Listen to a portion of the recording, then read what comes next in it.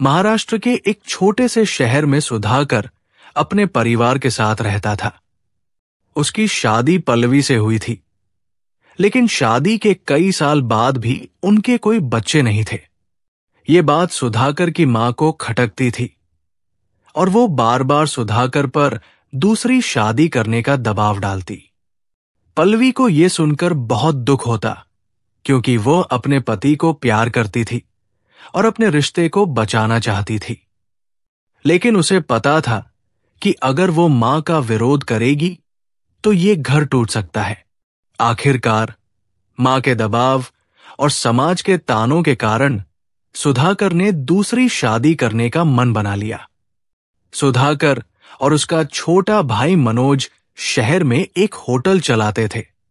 Hotel अच्छा चल रहा था, लेकिन मनोज इसे बेचना चाहता था ताकि वो मुंबई जाकर कोई बड़ा बिजनेस कर सके। सुधाकर इस बात के सख्त खिलाफ था। वो अपने पिता की विरासत को बचाना चाहता था और होटल के विस्तार की योजना बना रहा था। मनोज ने कई बार होटल बेचने की बात की, लेकिन सुधाकर हर बार इनकार कर देता। इससे भाई भाई के बीच मनमुटाव बढ़ता गया। इस बीच एक ठेकेदार जिग्नेश भाई ने सुधाकर से होटल की मरम्मत के काम के लिए पैसों की मांग की। सुधाकर ने पैसे देने में देर कर दी, जिससे जिग्नेश भाई नाराज हो गया और उसने सुधाकर को धमकी दी कि अगर पैसे नहीं मिले तो अंजाम बुरा होगा। एक दिन जब सुधाकर होटल से घर लौट रहा था, तभी रास्ते में एक बाइक सवार ने उस पर देसी कट्टे से गोली चला दी। गोली उसके कंधे को छूकर निकल गई, जिससे वो गंभीर रूप से घायल हो गया, लेकिन उसकी जान बच गई। पुलिस इस हमले की जांच करने लगी।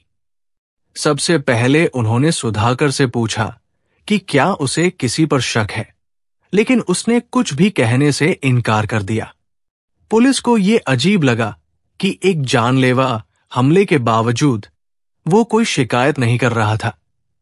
जब पुलिस ने जांच आगे बढ़ाई तो उन्हें पता चला कि हमला करने वाला व्यक्ति एक लोकल गन डीलर से जुड़ा था, लेकिन वो शूटर पकड़ा जाने से पहले ही फरार हो गया। हमले के कुछ दिनों बाद शहर में सनसनी फैल गई जब सुधाकर की लाश उसके ही घर के बाहर पड़ी मिली। किसी ने उसके सिर पर किसी भारी चीज से वार किया था, जिससे उसकी मौत हो गई थी। पुलिस को सबसे पहले मनोज पर शक हुआ, क्योंकि वो होटल बेचना चाहता था और सुधाकर उसके रास्ते की सबसे बड़ी रुकावट था।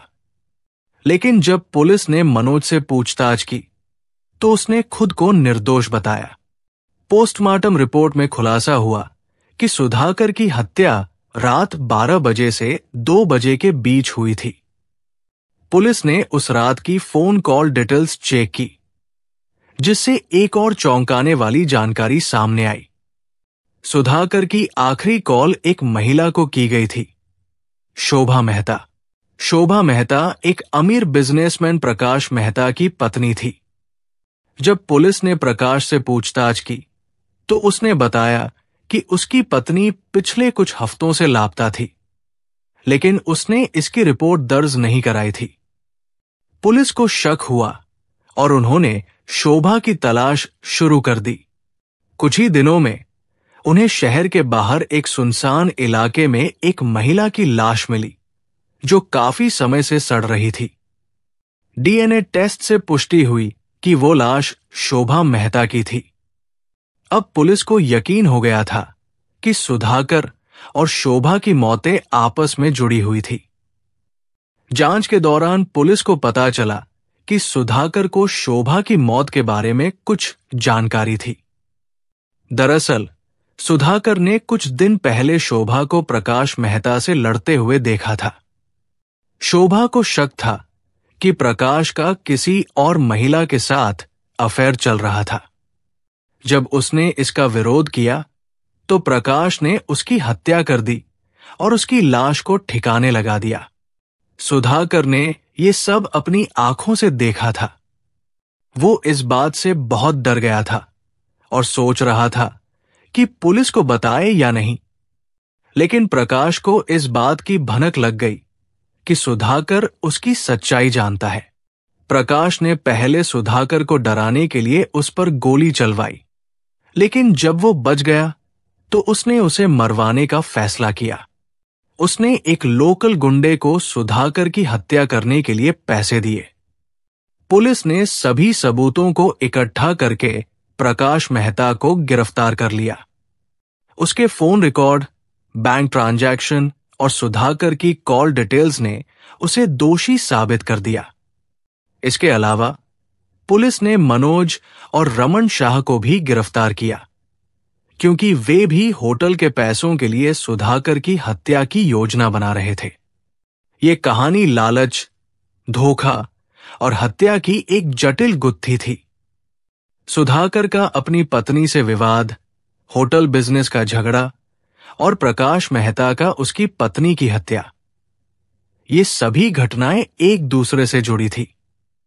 लेकिन अंततः पुलिस की सटीक जांच और सूझबूझ से अपराधियों को पकड़ लिया गया और सुधाकर तथा शोभा को न्याय मिला।